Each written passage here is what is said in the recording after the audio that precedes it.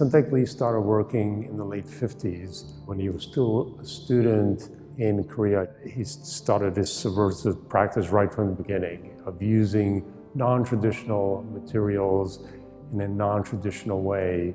And if you think back to Korea in the late 50s, this is a very avant-garde and very new idea that did not exist before Seung-taek Lee.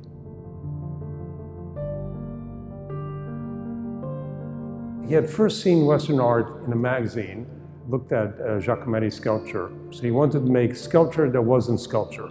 He started with his idea right from the beginning of using traditional craft materials and turning it around by changing its perception into a fine art form. Colored stones is traditionally used for Korean weaving. He's carved the stones to make it look like the rope is pulling it and it's malleable. But then he pushes it further by putting it on the floor without any pre-planned shape.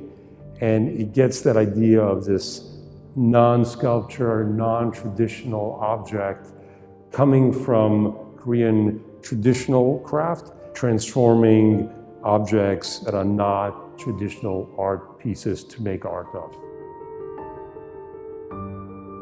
In the early 70s, Seung-taek Lee started to think of how to make sculpture and art out of materials that you cannot make sculpture and art with, so wind or smoke or fire or water. One of the first performances, called Wind Folk, he's taking these very long red materials, which traditionally Korean fishermen use these red materials to kind of ward off evil spirits, trying to make the wind create a sculpture, but a temporary sculpture. The three wind paintings downstairs have a different feeling to it because it's almost as if he's combining the wind performances with the rope paintings and coming up with this idea of the wind flowing through a static painting or a static object.